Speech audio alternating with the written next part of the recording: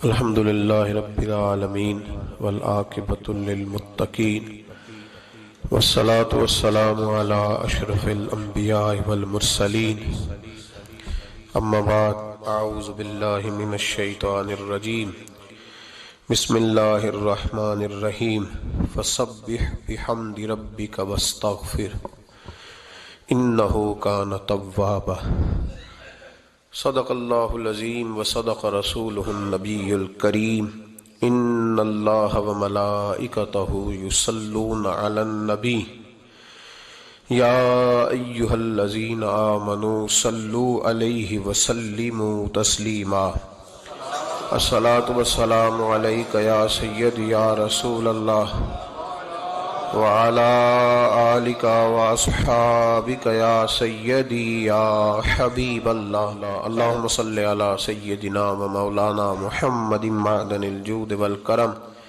وعلى آله وأصحابه وبارك وسلم۔ تمام تعریفیں اللہ تعالی جل مجدہ الکریم کے لیے اور ہر قسم کے درود و سلام نبی رحمت سید عالم صلی اللہ علیہ وسلم کی ذات والا صفات کے لیے حمد و صلات کے بعد انسان کا سب سے زیادہ تعلق اس کے رب کریم کے ساتھ ہوتا ہے۔ اللہ تبارک و تعالیٰ کی طرف سے اسے نعمتیں ملتی ہیں، رب کریم کی طرف سے اس پر عطائیں ہوتی ہیں۔ اللہ کی طرف سے وہ آیا ہے اور واپس اللہ ہی کی طرف لوٹ جائے گا۔ ابتدا بھی مالک کریم کی ذات ہے اور انتہا بھی اسی رب کریم کی ذات ہے۔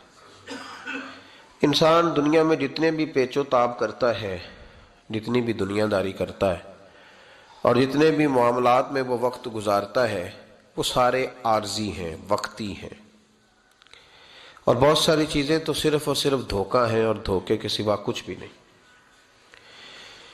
اگر اس کا یہ ذہن بن جائے کہ میں نے اپنے تعلقات کو، اپنے معاملات کو اپنے رب کے ساتھ صحیح رکھنا ہے، تو جب اللہ کے ساتھ اس کے معاملات ٹھیک ہوتے ہیں تو بندوں کے ساتھ خود بخود ہی ٹھیک ہو جاتے۔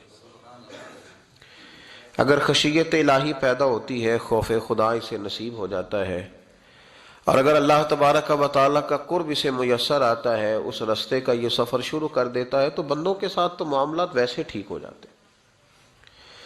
اس لیے کہ جب اللہ سے ڈرے گا، نہ دھوکہ کرے گا، نہ فریب کرے گا، نہ جھوٹ بولے گا، نہ کسی شخص کے ساتھ بددیانتی کرے گا، جب اللہ کے ساتھ اس کا تعلق ٹھیک رہے گا، اور جب یہ اپنے آپ کو آزاد سمجھے گا نا کہ میں ہوں اور میں ہی ہوں اور میں نہیں چلنا ہے، تو پھر یہ اپنی مرضی سے معاملات کو چلائے گا تو خرابی پیدا ہوگی۔ اللہ تبارک و تعالیٰ کے ساتھ انسان کا جو رشتہ ہے، اس میں انسان کی کچھ کمزوریاں آڑے آتی ہیں، گناہ ہو جاتے ہیں، غلطیاں ہو جاتی ہیں۔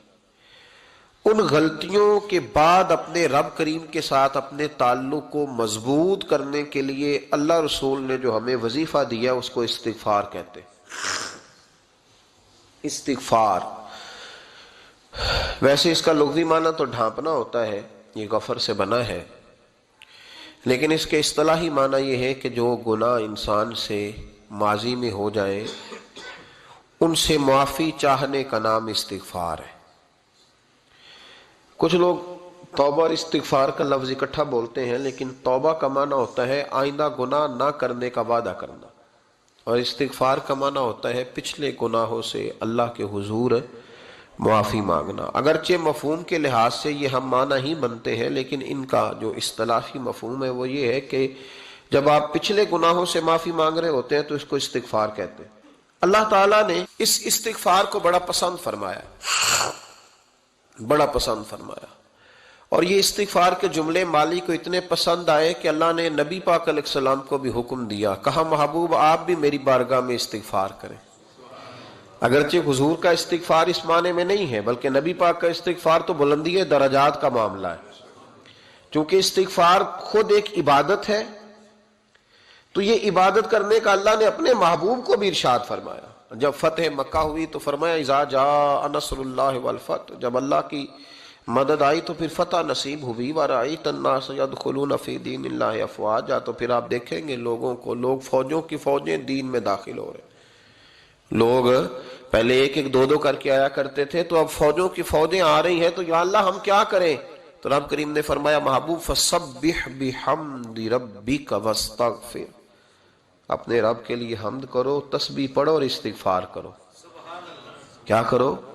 استغفار، معافی مانگو، اس کے حضور آہذاری کرو، استغفار کرو۔ معنی یہ ہوا کہ جب تو غلطی ہو جائے پھر بھی استغفار کرو، جب اللہ زیادہ نعمتیں دے پھر بھی پھر بھی استغفار کرو۔ ہمارے ہاں یہ ہوتا ہے کہ جب تو کوئی نقصان ہوتا ہے تو وہ اللہ کی طرف سے ہوتا ہے، نقصان ہو جائے تو کہتے ہیں اللہ کی مرضی تھی، اور فائدہ ہو جائے تو کہتے ہیں میں نے محنت ہی بڑی کی تھی، میری جدوجہد بڑی تھی۔ ایک بچہ ایک دفعہ میرے پاس کہیں انٹرویو کے لیے جا رہا تھا تو دعا کرانے آیا، کہنے لگا میں نے وہاں جانا ہے، دعا کیجئے گا اللہ تعالیٰ کامیابی دے۔ میں نے دعا کی، کچھ اس کو پڑھنے کو بتایا لیکن کامیاب نہ ہو سکا، لوٹ آیا۔ تو میں نے پوچھا کہ کیا بنا؟ کہنے لگا حضرت صاحب بس اللہ کی مرضی تھی، اللہ کی مرضی تھی۔ پھر ایک دفعہ گیا تو نہ اللہ کی مرضی تھی، تیسری دفعہ گیا کامیاب ہو گیا۔ تو بھئی اب کیا بنا؟ کہنے لگا جی جب میں داخل ہوا تو اس نے جاتے ہی مجھ سے پوچھا سب سے پہلا سوال یہ کہ تمہیں جنرل نالج کی بھی کچھ معلومات ہے یا شعبے کے آدمی ہو؟ تو میں نے کہا جناب پوچھئے۔ تو انہوں نے پاکستان کا حدود اربہ پوچھا تو میں نے فٹافٹ بتا دیا۔ پھر انہوں نے مجھ سے پوچھا کہ یہ جو مینار پاکستان ہے اس کی تجویز کس شخص نے دی تھی؟ تو میں نے فٹافٹ اس کا بھی نام بتا دیا۔ پھر شارٹ ہینڈ کے ایک دو سوالات اس نے کیے تو وہ بھی میں نے بتا دیے، تو الحمدللہ کامیاب ہو گیا۔ میں نے کہا بیٹے جب تو ناکام ہوا تھا تو اللہ کی مرضی تھی، اور کامیاب ہوا ہے تو میں لگا دیے، اب اللہ کی مرضی کدھر گئی؟ یہ اتنا بڑا نقص ہے انسانی فطرت کا، اتنی بڑی کمزوری ہے کہ معاذ اللہ تعالی ہم کمزوریاں قدرت کے کھاتے میں ڈال دیتے ہیں، اور ناکامیاں قدرت کے کھاتے میں اور کامیابیاں کیا تماشا۔ حالانکہ ہونا یہ چاہیے تھا کہ جہاں انسان کمزور پڑے تو کہے میری غلطی تھی، میری غلطی تھی۔ صوفیاء یہ سبق دیتے ہیں، اللہ کے بندے یہ پیغام دیتے ہیں کہ جب تو کہیں ناکام ہو جائے تو سمجھ جائے تیری، اور جب تو کامیاب ہو جائے تو سمجھ لے اللہ راضی ہو گیا تھا، اللہ نے رحمت کر دی، اس نے فضل کیا۔ تو یاد رکھیں استغفار، کئی چیزوں پہ استغفار ہوتا ہے، کئی چیزوں پہ، اور استغفار کا نفع ملتا ہے۔ کیا نفع ملتا ہے؟ وہ سورہ نوح کی آیت نمبر 10، 11 اور 12 میں اللہ نے بیان فرمایا کہ استغفار صرف گناہ سے معافی چاہنے کا نام نہیں بلکہ استغفار کا تمہیں فائدہ ملے گا۔ کیا؟ رب فرماتے ہیں فَقُلْتُ اسْتَغْفِرُوا رَبَّكُمْ۔ جب حضرت نوح کی قوم قحط کا شکار ہو گئی، آزمائشیں آ گئیں، تو آ کے حضرت نوح سے کہنے لگے اب ہم کیا کریں؟ تو کیا کہا حضرت نوح نے؟ فرمایا فَقُلْتُ اسْتَغْفِرُوا رَبَّكُمْ، آپ نے فرمایا اپنے رب سے استغفار کرو، اپنے رب سے۔ انہوں نے قحط کی بات کی، انہوں نے کہا کہ کھیتیاں اجڑ گئی ہیں، بارش نہیں ہو رہی، قحط کی بات کی۔ آپ نے کیا کہا؟ استغفار کرو، کیوں کہ انہو کان غفارا، بے شک اللہ بڑا ہی بخشنے والا۔ وہ کیا کرے گا؟ یرسل السماء علیکم مدرارا، وہ تم پر موسلا دار بارش برسائے گا۔ جب تم استغفار کرو گے تو اللہ موسلا دار بارش برسائے گا، وَيُمْدِدْكُمْ، اور وہ تمہاری مدد کرے گا۔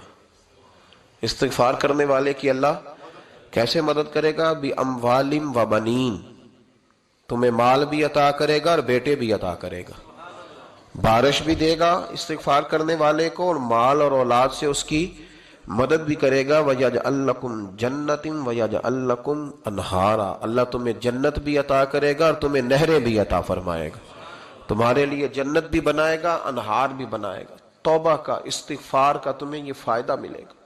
ایک استغفار، ہمارے بزرگوں نے وہ لکھا ہے کہ جب انسان کو اللہ نعمتیں دیتا ہے تو پھر رب کا حکم ہے کہ اس پر شکر بھی کرے، نعمتوں پر اللہ کا شکریہ نہ کرنے پر بھی استغفار کرنا چاہیے کہ اللہ تو نے بڑا کچھ دیا تھا پر میں شکر ادا اس پر بھی۔ ہمارا تو اب یہ حال ہے کہ جو ہمارے پاس چیزیں ہیں وہ ہم کہتے ہیں یہ تو میرا حق تھا، لیکن جو نہیں وہ مجھے فٹافٹ ملنی چاہیے۔ مطلب اگر میرے پاس صحت ہے تو اس کو میں اپنا حق سمجھ لیتا ہوں کہ یہ تو میرا، یہ چونکہ ٹھیک ہے جی، یہ تو صحیح ہے، تندرستی ہے یہ تو ٹھیک ہے، لیکن کار کوئی نہیں، وہ ذرا مل جانی چاہیے۔ اولاد تو میرے پاس ہے، وہ تو میرا حق تھا، میرا رائٹ تھا، معاذ اللہ وہ تو ہم نے حق بنا لیا۔ اور میرے پاس بنگلہ کوئی نہیں، وہ مجھے فٹافٹ مل جانا چاہیے۔ بھئی یہ کس طرح تیرا حق تھا؟ کس حساب سے؟ یعنی جو چیزیں ہیں ان کو سنبھالنے کی فکر نہیں ہے، اور جو نہیں ہے ان کے طلب کی فکر لگی ہوئی ہے۔ شکر نعمت کو محفوظ کر دیتا ہے، شکر نعمت کو محفوظ کر دیتا ہے، اور ناشکری نعمت کو لَئِن شَكَرْتُمْ لَأَزِيدَنَّكُمْ وَلَئِن كَفَرْتُمْ إِنَّ عَذَابِي لَشَدِيدٌ۔ اللہ فرماتے ہیں شکر کر، میں تیری نعمتوں میں اضافہ کر دوں گا، اور ناشکری کرے گا تو عذاب دوں گا۔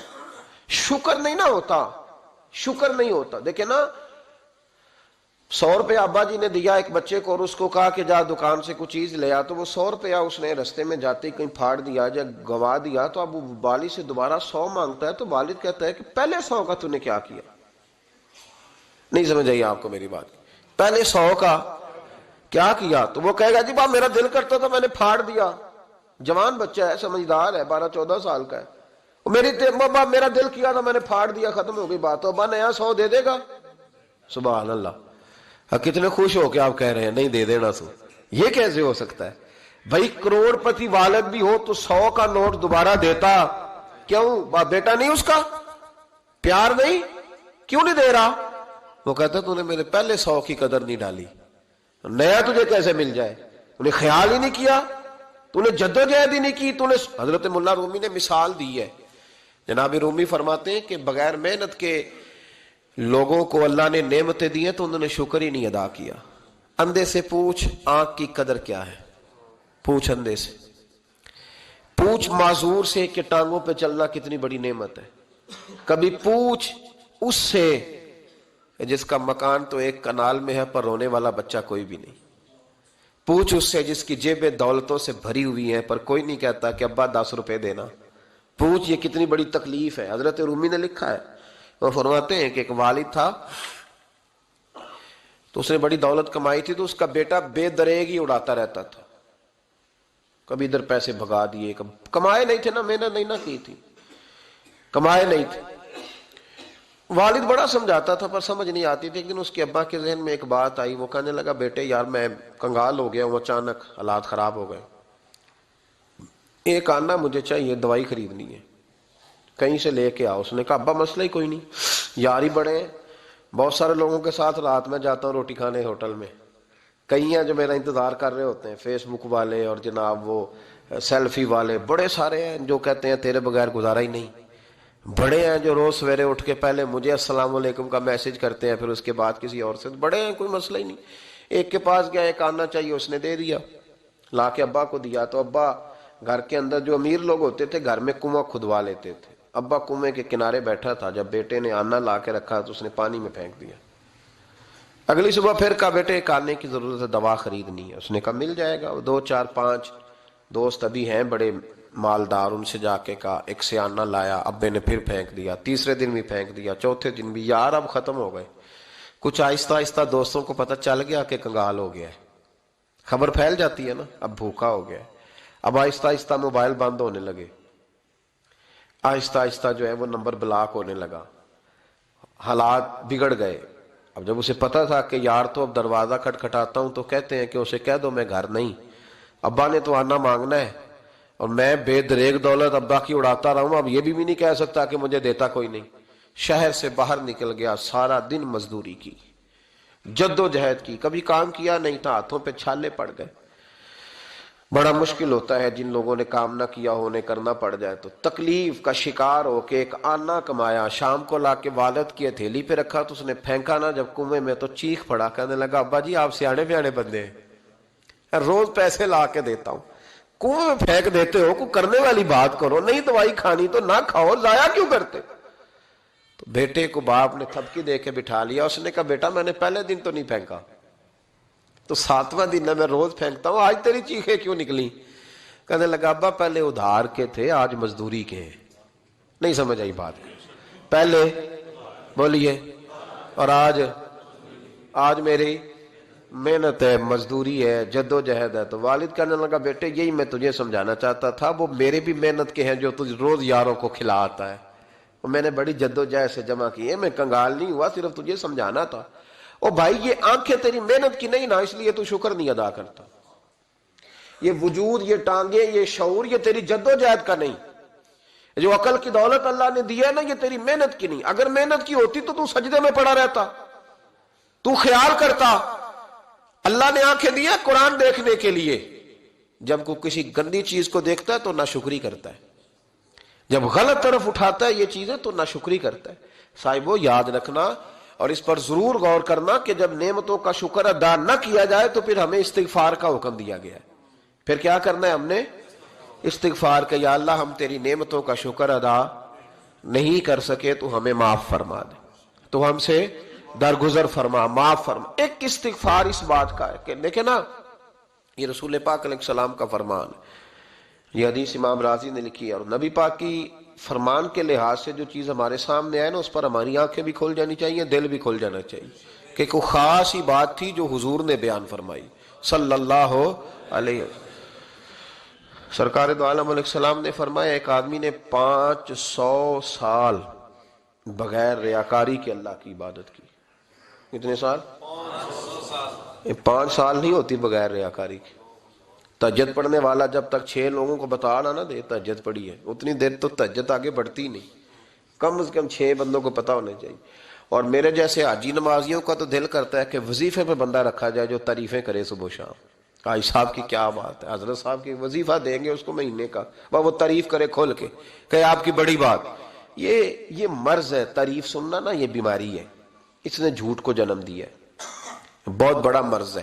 حضرت سعدی نے اس پر بہت بڑے مقالہ جات لکھے ہیں اور فرماتے ہیں یہ مرض کچھ لوگوں میں بہت زیادہ ہوتا ہے، ایک امیروں میں، امیر لوگ ناراض نہ ہو جائیں پر انہوں نے کہا ہے تو کوئی حکمت ہوگی نا، امیروں میں تعریف سننے کا مرض بہت زیادہ ہوتا ہے۔ فرماتے ہیں ایک بادشاہوں میں اور تیسرا عورتوں میں، ان میں یہ بیماری بہت زیادہ ہوتی ہے۔ کوئی تعریف نہ کرے تو خود اپنی کرنی شروع کر دیتے ہیں، خود ہی کہہ دیتے ہیں کہ کیا بات سی، میرے ابا جی تے وہ تے 100 حال چلدا سی تے 150 بندہ ٹکر کر، ابا جی دی چھڈ تو دس تیرے کنے چل دین، تیرے کول کنے بندے روٹی کھاندے، اپنی بات کرنا۔ اقبال کہتے ہیں تھے تو وہ آبا تمہارے ہی مگر تم کیا ہو، ہاتھ پہ ہاتھ درے منتظر فرداؤ، ابا جی کی دادا جی کے چھوڑ اپنی کر، ہمیں تو تیرا پتہ ہے تو اپنی بات کر، تیرے اندر بھی کوئی چیز ہے کہ نہیں۔ ابا دادا تو سب کے بڑے ہیں، حضرت آدم کی اولاد ہے تو حضرت آدم نبی تھے، تو باپ دادا تو سب کے بڑے بڑے ہی ہیں، بات یہ ہے کہ اپنی بات کرنی چاہیے نا۔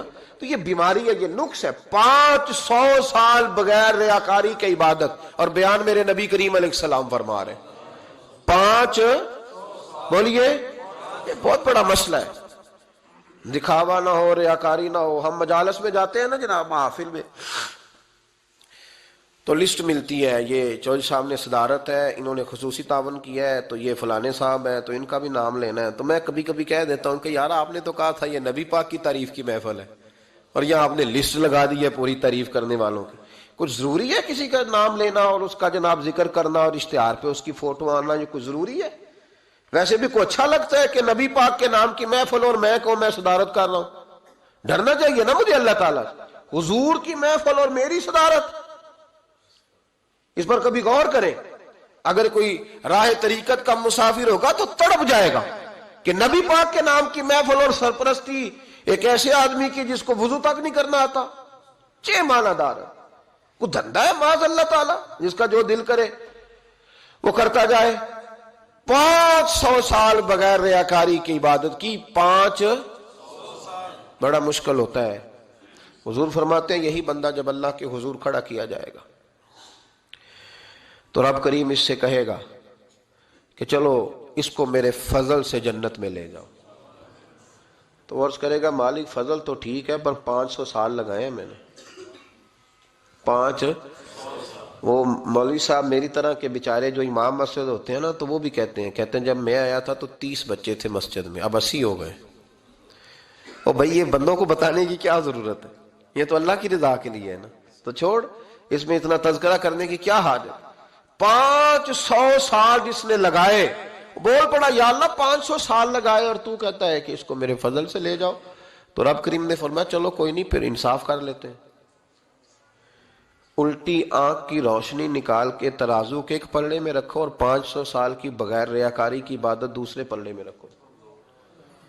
کبھی اس مریض سے پوچھنا جس کو ڈاکٹر کہہ دیتا ہے کہ تیری آنکھ کا علاج نہیں ہو سکتا، بے بس ہوتے ہیں ڈاکٹر، جواب دے جاتا ہے شعور۔ پوچھ کبھی اس شخص سے کو کہتے ہیں بس جناب اب آپ اپنی آنکھیں موجود ہونے کے باوجود آپ دیکھ نہیں سکتے، اتنی موٹی آنکھ لگی ہوئی ہے، لیکن روشنی اللہ چاہے تو دیتا ہے، نہ چاہے تو نہیں دیتا۔ 5 ایک آنکھ کی روشنی ایک پلڑے میں رکھ لو اور دوسرے میں 500 سال کی عبادت رکھ دی، اللہ اکبر۔ تو رب کریم نے فرمایا اب تولو۔ جب تولی تو وہ عبادت تھوڑی تھی اور ایک نعمت زیادہ تھی۔ اللہ نے فرمایا یہ تو بھائی اس کو تو 500 سال دیے تھے، یہ تو ایک نعمت کا شکر نہیں ادا کر سکا، پکڑو اس کو دوزخ میں ڈالو۔ ایک کر کے کیا آیا ہے؟ پکڑو جہنم میں ڈالو اس کو، لے چلو۔ ترمذی شریف کے لفظ ہے، نبی پاک نے ہمیں سمجھایا اور ایک جملے میں ساری بات ختم کر دی۔ حضور فرمانے لگے تو اللہ کی تھوڑے دیے ہوئے رزق پہ راضی ہو جا، وہ بھی تیری تھوڑی عبادت سے راضی ہو جائے گا۔ اور اگر تیرا پروگرام ہے نا لمبی چوڑی جائیدادوں کا، تو پھر سجدے بھی لمبے کر، پھر لمبے کرنا تو بھی۔ یہ کیا بات ہوئی؟ یہاں جتنی دولت بڑھتی جاتی ہے عبادت سکڑتی جاتی ہے، وقت ہی نہیں، ٹائم ہی نہیں، یہ بڑھا پھر۔ تو جب دوزخ میں جانے لگا نا تو پھر خیال آیا، تو حضور فرماتے ہیں استغفار کرنے لگا، کہنے لگا اللہ میں بھول گیا تھا، اللہ مجھے غلطی لگ گئی، استغفار کر رہا۔ تو جب اس نے استغفار کیا تو رب کریم تو پہلے ہی بڑا قبول کرنے والا ہے۔ یا اللہ میں بھول گیا تھا، فرمایا چلو جو استغفار کرے اسے تو میں ویسے ہی معاف کر دیا کرتا ہوں، اسے بخش دو، اسے میرے فضل سے جنت میں لے جاؤ۔ پہلا استغفار۔ ہمارے بزرگ نے ایک مراقبہ کراتے تھے، مراقبہ ان فی خلق السماوات والارض واختلاف اللیل والنہار لآیات لأولی الالباب۔ مراقبہ ہوتا تھا اللہ کی نعمتوں پر غور کرنے کا نام۔ تو اکیلا بیٹھ، گردن جھکا اور غور کر خدا کا فضل کتنا ہے اور میری اس میں محنت کتنی، اس کا شمار کر۔ اس طرح کر کے 2 خانے بنا، ایک خانے میں اللہ کی نعمت رکھ اور دوسرے میں پھر اپنی محنت رکھ۔ اس کو کہتے ہیں مراقبہ۔ یہاں سے مراقبہ سٹارٹ ہوتا ہے۔ اور اگر تو شکر ادا کر رہا ہے تو پھر ٹھیک ہے، ورنہ پھر استغفار کر، پھر اللہ کے حضور معافی مانگ، پھر اس کے حضور آہوزاری کر، پھر اس سے کہہ کہ وہ معاف کرے۔ ہم لوگ یہ والا مراقبہ نہیں کرتے، اس لیے جو چیز ہے وہ تو میرا حق تھا، مجھے فٹافٹ دوسری بھی چاہیے۔ استغفار کریں اس لیے کہ ہم شکر ادا صحیح طور پر کر سکے۔ پھر اس کے بعد دوسرا استغفار اس وقت ہوتا ہے، اللہ اکبر، کہ جب انسان باشعور زیادہ ہو پر بے عمل بھی اتنا ہی زیادہ ہو، اسے بھی استغفار زیادہ کرنا چاہیے۔ اب میرے سمیت کسی بھی آدمی کو چھیڑیں گے نا تو دنیا اور مافیہا کی وہ باتیں کرے گا، لیکن جب اس کا عمل دیکھا جائے گا تو کچا سا، پلپلا سا، کمزور سا۔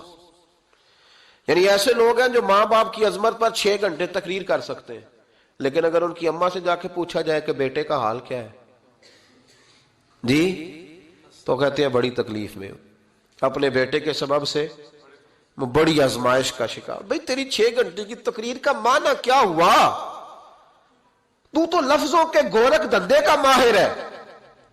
لفظوں میں ادھر گیا ہوا تھا بڑی دور پنجاب کے ایک شہر میں، تو ایک صاحب مجھے کہنے لگے کہ میری 21ویں سالانہ محفل ہے۔ میں نے کہا آپ نماز پڑھتے ہیں؟ کہتے نہیں۔ تو میں نے کہا محفل کا کیا معنی رکھا ہوا ہے آپ نے؟ یہ کیا ہے، رسم ہے؟ فلاں بہت بڑے عالم کو میں نے بلایا، فلاں کو بھی بلایا، فلاں نعت کا بھی، یہ کیا ہے؟ اگر تو نمازی نہیں آج تک، اس کو کیا سمجھتا ہے تو؟ میرے بھی فلاں بزرگ سے بھی تعلقات ہے، تو نے کیا حاصل کیا ان سے؟ تعلقات کا کیا مطلب ہوتا ہے؟ فوٹو آتی ہے ساتھ، اخباروں میں تصویر لگ گئی، فیس بک پہ آ گیا کہ میں ان سے ملا ہوں، اتنا تعلق ہے؟ یہاں تو بھائی خوشبو کے قریب سے بندہ گزر جائے تو خوشبو آنے لگ جاتی ہے۔ تو نے پایا کیا؟ شعور ہونا اور عمل نہ ہونا بہت بڑی مصیبت ہے۔ اس سے اللہ کی بارگاہ میں استغفار کرنا چاہیے۔ یعنی انسان کو عقل ہو، پتہ ہو، خبر ہو، پر اس کے پاس دھیلے کا عمل نہ ہو۔ اس کو 3400 حدیث آتی ہو کہ نماز نہ پڑھنے والے کی سزا یہ ہے، پھر بھی نہ پڑھے تو سزا ہے کہ نہیں اللہ کی طرف سے؟ حضرت رومی رحمت اللہ علیہ فرمایا کرتے تھے بہت سارے بندوں کو اللہ سارا کچھ دیتا ہے، مسجد آنے کی توفیق نہیں دیتا۔ معنی یہ ہے کہ اللہ ان سے ناراض ہے۔ وہ کہتے ہیں کہ میں بڑا سمارٹ ہوں۔ تو عقل ہونا اور عمل نہ ہونا، اس پر بھی استغفار کرنا چاہیے۔ شعور ہو اور انسان کو عمل کی توفیق۔ یار ساری زندگی گورکھ دھندے میں گزر گئی لوگوں کی، لفظوں کے بڑے ماہر رہے، اور میں ایسے لوگوں کو دیکھتا ہوں تقریریں 6 گھنٹے کی، او ہو 9 گھنٹے کی تقریریں سنتے، بیٹھتے ہیں مجالس میں، نماز کا وقت آتا تو مصیبت بن جاتی، بھاگتے جان چھڑاتے، مسجد کی حاضری 20 منٹ کی بھی صحیح نہیں دے سکتے. کیا ہے یہ کیوں بوجھ بن گیا تیرے اوپر؟ غور کر، ڈر اللہ سے. میرے نبی کریم علیہ وآلہ وسلم نے ارشاد فرمایا قیامت کے دن کچھ لوگ کئیوں کی بات سن کے جنت میں چلے جائیں گے. اللہ تعالی ہماری پردہ پوشی عطا فرمائے. کہا کچھ تبلیغیں کرنے والے دوزخ کے دروازے پہ کھڑے ہوں گے تو وہ جنتی کہیں گے کہ مولانا پیر صاحب ہم تو آپ کی بات سن کے جنت میں جا رہے ہیں، تو آپ یہ یہاں کیوں کھڑے ہیں؟ تو وہ کہیں گے ہائے افسوس، میں کہتا تو رہا پر عمل نہ کر سکا. میں عمل، اس سے مراد صرف ممبر پہ بیٹھنے والا مولوی نہیں، اس سے ہر وہ شخص مراد ہے جو نصیحتیں تو بڑی کرتا ہے لیکن خود عمل وہ بہت بڑا الفاظ کا ذخیرہ رکھتا ہے، پر عمل کے لیے 2 سجدے بھی صحیح طریقے سے دے سکتا. پھر وہ استغفار کرے، پھر وہ اللہ کی بارگاہ میں معافی مانگے، پھر وہ توبہ کرے. اس لیے کہ جو جتنا بڑا ہوتا تھا نا اس پہ خشیت بھی اتنی زیادہ طاری ہوتی، اس پر خشیت بھی اتنی جتنا. حضرت عمر فاروق رضی اللہ تعالیٰ عنہ کو زخم لگ گیا، شدید زخم لگا، آپ آ گئے، بڑی زیادہ خون بہ گیا ہے، بہت سارے صحابہ آپ کے گرد جمع ہو گئے، حضرت عبداللہ ابن مسعود بھی آ گئے، تو جناب عمر رونے لگ گئے. اب تو رونا آتا ہی نہیں لوگوں کو. حضرت محی الدین ابن عربی کہا کرتے تھے جس کو پورا ہفتہ ہو گیا ہے نا وہ طریقت کا مسافر بھی. جاگ رہے ہیں آپ حضرات؟ کہتے تھے جس کو پورا ہفتہ ہو گیا نا طریقت کا مسافر بھی ہے پر اللہ رسول کی یاد میں رویا نہیں. فرماتے تھے مجھے تو اس کے ایمان پر شک ہونے لگ گیا کہ 8 دن ہو گئے اسے خیال ہی نہیں آیا. حضرت عمر میدان میں جس شخص کے کبھی پاؤں نہیں لڑکھڑائے، اللہ رسول کی بات آتی تھی تو دریا بہتے تھے آنسو. یہاں حال ہی کوئی نہیں، خشک خوش جملے اور جناب موٹے موٹے تراشے ہوئے فکرے اور لفظوں کی ہیرا پھیری، اس کے علاوہ کوئی چیز نظر ہی نہیں آتی. حضرت عمر رونے لگے، آخری وقت ہے، تڑپ رہے ہیں، آنسو بہ رہے. حضرت عبداللہ ابن مسعود آ گئے، انہوں نے کہا عمر تیری ہجرت بھی بڑی باکمال تھی، تیرا اسلام قبول کرنا بھی بڑا ہی باکمال تھا، حضور بھی تجھ سے ہمیشہ راضی رہے. عمر تو روتا کیوں ہے یار؟ بات تو یہ ہے کہ جب تو نے خلافت سنبھالی تو پھر تیرے طریقے بھی باکمال ہی تھے، اور جب تو میدان میں اترتا تھا پھر بھی تیرے معاملات باکمال تھے، اور جب تو مال غنیمت بانٹتا تھا پھر بھی تو باکمال. یار ہر موقع پہ تو باکمال تھا تو جاتے دفعہ روتا کیوں ہے؟ ان کا استغفار دیکھو، ان کی توبہ دیکھو. حضرت عمر پھر رو پڑے، کہنے لگے عبداللہ لوگوں کو میری نیکیوں کا پتہ ہے، گناہوں کا تو نہیں نا پتہ. وہ تو میں جانتا ہوں یا میرا مالک جانتا ہے نا، نیکیاں تو سب کے سامنے، پر من آنم کے من دانم جو اندر چھپے ہوئے گناہوں کے ڈھیر ہے وہ تو میں جانتا ہوں. کہا تو نے میرے کلمہ پڑھنے سے لے کر میری حکومت تک میری ساری نیکیاں گنوائی ہیں، اب دعا کر میرے لیے کہ رب میری نیکیاں اور بدیاں برابر برابر کر دے، مجھے درجہ نہیں چاہیے، بس اللہ مجھے معاف کر دے. درجوں کی ضرورت نہیں ہے. یہاں تو لوگ درجات لے کے بیٹھے. حافظ کہتا ہے کہ میں جتنے آیتیں ہوں گی اتنے میرے درجے بلند ہوں گے. پہلے درجوں والا کام تو کوئی کرنا. مولانا کہتے ہیں کہ نور کے ممبر پہ بیٹھوں گا، بھائی پہلے بتا نور کے ممبر کی طرف تیرا سفر بھی جاری ہے کہ نہیں. تاجر کہتا ہے کہ میں سخاوت کروں گا تو حضرت عثمان کے ساتھ جگہ ملے گی، پر حضرت عثمان کی سخاوت اور اپنی سخاوت کا فرق بھی دیکھ. مجاہد کہتا ہے کہ میں نبی پاک کے جہاد والے صحابہ کی پشت پہ رہوں گا تو پہلے اپنے کام تو دیکھ. اور جب ساری باتیں سمجھ میں نہ آئے تو پھر اللہ کی بارگاہ میں استغفار کر، پھر بیٹھ. بڑے لوگ استغفار کرتے، معافی چاہتے، اور یہ استغفار پھر اتنا کرم کرتا، اتنی آسانی کرتا، اس قدر بہتری کرتا کہ وہ مانگ تو اپنے گناہوں کی معافی رہے ہوتے تھے اور اللہ رحمتوں کے دروازے کھول دیتا تھا. اللہ ان پر کرم کے دروازے. حضرت امام حسن کے پاس ایک شخص آیا، حضرت امیر معاویہ بھی بیٹھے تھے، تو اس نے امام حسن سے آ کے کہا کہ حضور اولاد نہیں ہے، کوئی دعا کر دے. توجہ ہے میری بات پر؟ اب بھی لوگ پیروں کے پاس آتے ہیں نا ماشاءاللہ سے، اللہ خیر فرمائے. تو پیر صاحب اگر وظیفہ بتائیں تو وظیفہ چونکہ پڑھنا پڑتا ہے وہ کام مشکل ہے، لہذا تعویذ تو پیروں نے بھی اب ماشاءاللہ بڑی ترقی کر لی، انہوں نے بھی تعویذ چھپوا کے رکھ لیے. کون لکھے اتنے تعویذ، جو کہ ہر مرید کو تو تعویذ چاہیے. انہوں نے نا جی تعویذ پکے چھپوا لیے، کچھ نے مورے بنوا لیے. دیکھتا رہتا ہوں، میرا شعبہ ہے نا، میں دیکھتا رہتا ہوں کہ مور لگائی، اس کو باندھا، اللہ خیر کرے گا. اب وہ نفسیاتی معاملہ ہے، ظاہر ہے 100 بندہ تمیز لے کے گیا ہے تو 1.5 کو تو فرق پڑے گا ہی نا بیچ میں سے، تو جس کو فرق پڑ گیا اس کا فیس بک پہ دے دیا کہ یہ میری کرامت ہے جی، تو جس کا نہ پڑا جی جڑے محرم راز حقیقت دے او تے راز حقیقت کھول دے ہی نہیں، اے جنہ ویکھیا نہیں او کرن گلاں، جنہ ویکھ لیا او تے بول دے ہی نہیں۔ ہمارے ایک حضرت تھے تو ان کے پاس ہم بیٹھے تھے، نیک آدمی، تو تویز دیا تو مرید کہنے لگا حضور دوبارہ کب آؤں؟ کہنے لگے فرق پڑ گیا تو آ جانا، نہیں تو کہیں اور چلے جانا۔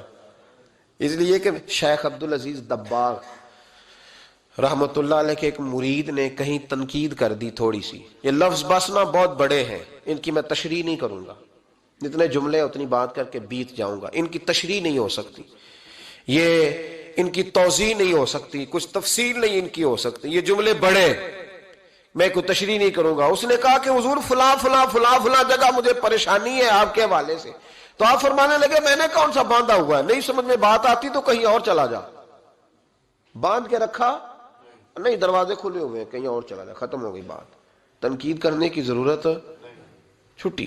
اس لیے کہ وہ لوگ بت نہیں بناتے تھے کہ بس ادھر ہی پوجا کرنی ہے کہ کہیں اور نہیں جانا، یہ چھوڑے ہے نا ہمارے چکر چلا ہوا، میرے علاوہ کہیں اور نہ جانا۔ شیخ عبد الوہاب شرونی فرمایا کرتے تھے یہ تو نقص ہے تیرے اندر کا، یہ تو تیرے اندر کا نقص ہے، اگر تو قابل ہوتا تو کہتا جا سنگیا سارا زمانہ دیکھا، اگر کو میرے جیسا ملا تو چلا جانا، اور اگر میری طرح کا نہ ملا تو پھر کہیں اور جا دیکھا سارا۔ او بھائیو کیا چکر ہے، وظائف لوگ پوچھتے تھے تو ان پہ عمل کرتے تھے، وہ چیزیں فائدہ دیتی۔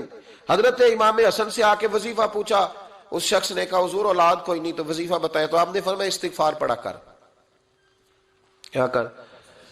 اس نے کہا ٹھیک ہے، تو حضور پھر میں دوبارہ کب آؤں؟ تو امام حسن کہنے لگے بے اولاد ہے نا تو استغفار کا وظیفہ بتایا نا؟ کہا ہاں۔ فرمانے لگے اب اس وقت آنا جب اللہ تجھے 10 بیٹے عطا کرے گا۔ کتنے؟ 2 4 نہیں، 10 ہی کہہ دیے۔ تو حضرت امیر معاویہ رضی اللہ تعالیٰ دیکھا، کہنے لگے حسن اتنا بڑا دعویٰ؟ آپ فرمانے لگے میں نے کہہ دیا نا تو اللہ فضل کرے گا، ہاں ہاں اللہ خیر کرے گا، خیر ہو جائے گی۔ وہ شخص کئی سالوں کے بعد آیا، کئی سالوں کے بعد، تو حضرت امیر معاویہ کو بھی ساتھ لایا، کہنے لگا حضور اللہ کے فضل سے اللہ نے 10 بیٹے عطا فرمائے، پورے 10 ہی اللہ نے دیے۔ تو حضرت امیر معاویہ کہنے لگے جناب بات تو آپ کی سچی ہو گئی، پر مجھے بھی بتائیں یہ وظیفہ کہاں سے لیا؟ فرمانے لگے قرآن پاک سے، سورہ نوح کی 10 11 12 آیت پڑھو، اللہ فرماتے ہیں تم استغفار پڑھو، میں تمہاری بیٹوں سے بھی مدد کروں گا، مالوں سے بھی مدد کروں گا۔ تو میں نے استغفار بتائی تھی اور قرآن میرے اللہ کا ہے، رب کا وعدہ جھوٹا ہو سکتا؟ فرمایا 10 بیٹے ملنے تھے، میں نے کہہ جو دیا تھا۔ وہ میرے بھائیوں یاد رکھیں، استغفار اللہ کی رحمت نازل کر، ایک ہوتا ہے خوف، ایک ہوتی ہے خشیت۔ خوف والے لوگ توبہ کرتے ہیں، خشیت والے استغفار کرتے ہیں۔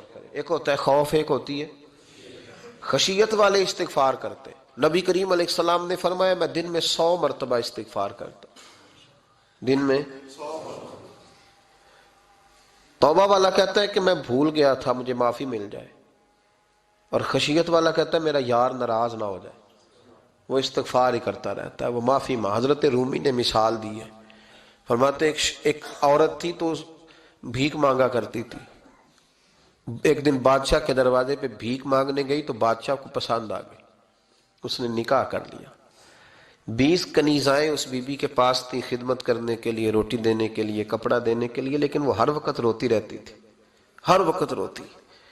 ایک سمجھدار کنیز کہنے لگی کہ ملکہ اب تیرا درجہ بہت بڑا ہے، تو ہر وقت روتی رہتی ہے، معافیاں ہی مانگتی رہتی ہے ہر وقت، کون سی ایسی نعمت ہے جو تیرے پاس نہیں؟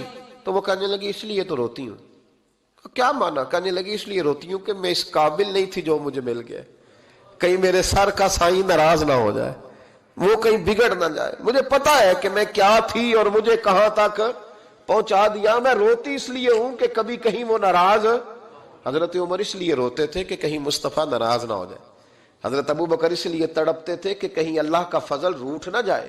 یہ جو مولا علی اپنے کمرے میں بیٹھ کے زور زور سے استغفار پڑھتے تو اس لیے نہیں کہ بڑے پاپ تھے جن کی معاذ اللہ معافی مانگتے تھے، اس لیے کہ رب رسول کہیں ناراض نہ ہو۔ خشیت تھی کہ جہاں ہم پہنچے ہوئے کہیں وہاں سے واپس، استغفار بندے کی اللہ سے صلح کرا دیتا ہے، بندے کی رب سے صلح ہو جاتی ہے جب استغفار. دیکھیں نا بڑی سادی سی بات ہے کہ دو بھائی ناراض ہوں تو بڑا کہتا ہے اس نے میری بے ادبی بڑی کی، تو چھوٹا اگر پاس آ جائے اور پیر پکڑ لے کہ چل یار معاف کر دے، تیرا بھائی نہیں.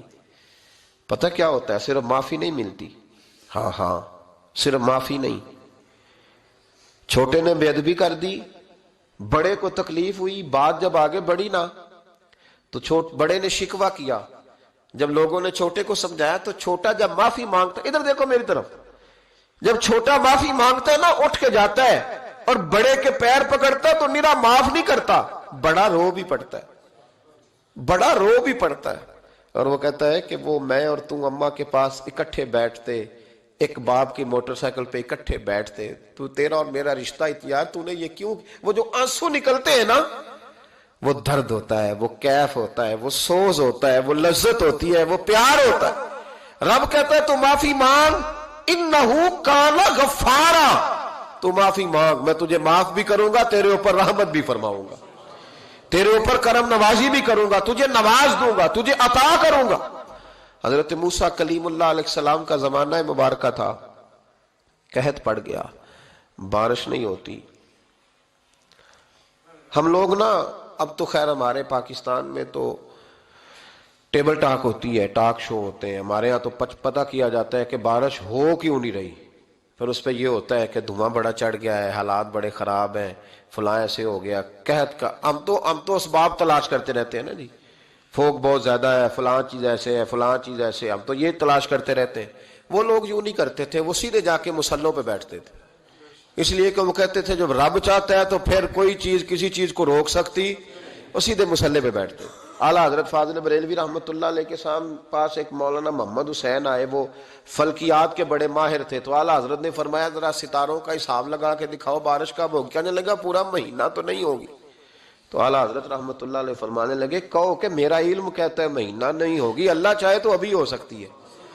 کہنے لگا جی وہ تو ٹھیک ہے پر میرا علم، وہ جیسے روز لوگوں نے پیر نیٹو حسین شاہ صاحب نہیں کھولے ہوتے کہ بارش کب آئے گی، اور اس کی طرف نہ دیکھ، مصلے پہ بیٹھ، مہربانی کر مصلے پہ بیٹھ، اللہ کی بارگاہ میں حاضر ہو، اس سے معافی مانگ، اسے منا تاکہ وہ رحمت کی بارش. کہنے لگا جی میرا علم کہتا ہے. تو اعلیٰ حضرت فرمانے لگے پھر وہی بات، تو کہے اللہ چاہے تو بارش ابھی، لیکن یہ جو اڑ گئے ہیں نا بیچارے، یہ اڑ ہی گئے ہیں، یہ جہاں الجھ گئے ہیں وہاں یہ لوگ الجھ گئے. اللہ ہمیں الجھنے سے محفوظ فرمائے. تو اعلیٰ حضرت اٹھے تو فرمایا ٹائم کیا ہوا ہے گھڑی پہ؟ کہنے لگا جی 12. تو اعلیٰ حضرت نے گھڑی گھمائی، اب کیا بج گیا؟ کہنے لگا 4 بج گئے. فرمانے لگے بج گئے نا 4. کہنے لگا جی آپ نے گھڑی گھما جو دی ہے. فرمانے لگے اللہ بھی جب چاہے تو ستارے گھما دیتا ہے، اللہ بھی ستارے گھما دیتا ہے بارش. کہنے لگا جی وہ تو ٹھیک ہے پر مہینہ نہیں ہو سکتی. اڑا ہوا بندہ اس کا کوئی علاج ہے؟ جو اڑ جو جائے اس کے لیے قرآن کہتا ہے وَإِذَا خَاطَبَهُمُ الْجَاهِلُونَ قَالُوا سَلَامًا، اسے سلوٹ کرو دور سے، اسے کہو تو جان اور تیرا. کہنے لگا جی ہو نہیں سکتی پورا مہینہ. فرمانے لگے یار تو جا اپنا کام کر. وہ شخص کہتا ہے میں نے دروازہ کھولا اعلیٰ حضرت کا، کمرے سے باہر نکلا تو تیز بارش ہو رہی. واپس آیا تو میں نے کہا احمد رضا یہ عقیدہ کہاں سے لیا ہے؟ فرمایا دروازہ مصطفیٰ سے لیا ہے صلی اللہ علیہ وسلم. تو یاد رکھیں کہ اللہ کو منانا چاہیے، استغفار کرنا چاہیے، اس کی برکات. حضرت موسیٰ ساری قوم کو لے کے نکل گئے. آؤ بھائی میدان میں اللہ کی بارگاہ میں استغفار کریں اور بارش کا سوال کریں، بارش مانگیں. جب باہر نکلے دیر تک دعائیں ہوتی رہیں تو حضرت موسیٰ علیہ السلام کو رب کریم نے وحی فرمائی کہ موسیٰ آپ کی قوم میں نے ایک شخص ہے جس کو 40 سال ہو گئے نافرمانی کرتے، اس نے رب سے صلح نہیں کی. کتنے لوگ ہیں؟ ایک. اور 40 سال سے وہ نافرمان ہے، اس کو مجمع سے نکال دو بارش ہو جائے گی.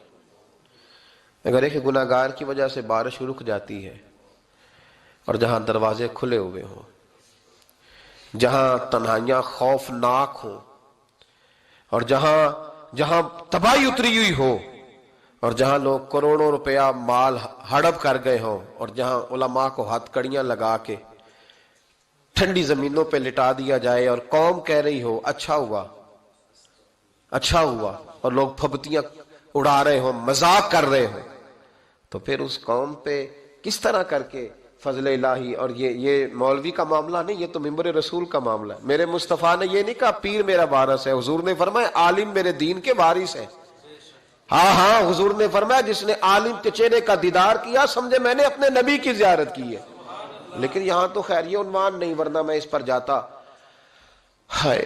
تو کہا ایک بندہ ہے 40 سال سے اللہ کی نافرمانی کر رہا ہے، وہ اگر نکل جائے تو بارش ہو جائے گی۔ حضرت موسیٰ نے اعلان کر دیا بھی ایک شخص ہے، وہ اگر نکل جائے تو بارش ہو جائے گی۔ پتہ تو ہوتا ہے نا سب کو، مجھے بھی پتہ ہے کہ میں اندر سے کیسا ہوں، اور آپ کو بھی خبر تو ہوتی ہے نا جی۔ جب بات ہو رہی ہوتی ہے تو پھر پتہ تو چلتا ہے نا کہ بات کہاں جا کے سیٹ ہو رہی ہے، پتہ چلتا ہے نا۔ اسے بھی چل گیا پتہ، اب اندر ہی اندر رونے لگا۔ اور دیکھو امام رازی اور امام غزالی دونوں نے لکھا ہے کہ اس درد سے رویا، اس درد سے کہ ادھر والے کو بھی پتہ نہ چل جائے، مجمع کے اندر کھڑا ہے اور ادھر والے کو بھی استغفار، دیکھو ادھر والے کو بھی پتہ نہ چل جائے اور ادھر والے کو بھی کہیں ہجوم میں غم میں بھی توہین نے ضبط غم نہ ہوئی۔ ہم اس احتیاط سے روئے کہ آنکھ نم نہ ہوئی، ہجوم میں غم میں بھی توہین نے ضبط غم نہ ہوئی۔ ہم اس احتیاط سے روئے کہ آنکھ نم نہ ہوئی، روئے بھی پر کسی کو آنسو نہیں دیکھنے دیے۔ اب اس درد سے کہتا ہے اللہ تو معاف کرنے والا ہے نا، تو معاف کرتا ہے، پردہ پوشی کرتا ہے، اور مالک اگر لوگوں کو پتہ چل گیا تو میرے تو بچوں کا بھی جینا حرام کر دے گا، یا اللہ میری تو آنے والی نسل بھی تڑپ کے وقت گزارے گی۔ مالک تو معاف کر دیا کرتا ہے، لوگ نہیں معاف کرتے۔ اے اللہ یہ میری خوبیاں بھول جائیں گے، میری خامیوں پر بات، مالک میں یہ ذلت نہیں برداشت کر سکتا، فضل فرما۔ حضرت موسیٰ نے دوبارہ اعلان کیا نکلتے ہو کہ نہیں نکلتے؟ پھر تڑپا خداوندا مجھے بے آبرو نہ کر، یہ ذلت اور رسوائیاں یہ نہیں برداشت ہوتی، اللہ درگزر۔ حضرت موسیٰ نے تیسرا اعلان کیا نکلتا ہے یا میں پھر اس کا نام لوں، اللہ سے پوچھ کے نام لوں اس کا، بتاؤ کون ہے؟ اب تو تڑپ گیا، کہنے لگا مالک میں تیری بارگاہ میں استغفار کرتا ہوں، آئندہ نہیں کرتا، آئندہ نہیں کرتا۔ یہ لفظ ادا کیے، بندہ کوئی بھی نہیں نکلا، رب کریم نے بارش عطا کر دی، تیز بارش جب برسی نا، تیز بارش، تو لوگ تو مین دیکھ کے دوڑ گئے۔ تو حضرت موسیٰ کہنے لگا یا اللہ مجھے بھی تو بتا، تو نے کہا تھا کہ جب تک بندہ نہیں نکلتا بارش نہیں ہوگی، تو نکلا کوئی بھی نہیں، بارش ہو گئی، ماجرا کیا ہے؟ تو رب کریم نے فرمایا موسیٰ بس اس نے مجھ سے صلح کر لی، اس نے مجھ سے صلح کر لی۔ اور امام غزالی نے لفظ لکھے حضرت موسیٰ نے پوچھا، حالانکہ اللہ اپنے نبیوں کو غیب کے خزانے دیتا ہے، پوچھا کہ اے اللہ مجھے اس کا نام بتا دے۔ تو رب کریم نے فرمایا موسیٰ جب گناہگار تھا تب نہیں کسی کو بتایا، جب پاپی تھا تب نہیں بتایا، جب مجرم تھا تب نہیں بتایا، اب کیسے بتا دوں؟ فرمایا اس کی میری صلح ہو گئی ہے، اور فرمایا جو بارش نہیں نہ ہو رہی تھی وہ بھی اس کی وجہ سے نہیں ہو رہی تھی، اب جو ہوئی ہے نا تو یہ بھی اسی کی وجہ سے ہوئی ہے، یہ بارش اب جو ہوئی ہے تو یہ بھی یہ اس گناہگار کے سبب سے۔ اپنی راتیں اللہ کے ساتھ گزارے، مصلی پہ بیٹھے۔ میرے صاحب رحمۃ اللہ علیہ سے جب کوئی کہتا نا کہ بڑا پریشان ہوں تو کچھ بتائیں، تو فرماتے آج رات مصلی پہ بیٹھ کے اپنے رب سے بات کرنا، میں بھی بات کروں گا۔ بندوں کو دکھ بتانے سے عزت میں کمی آتی، اور اگر اللہ کو بندہ اپنے دکھ بتائے تو اللہ عزتیں بڑھا دیتا ہے۔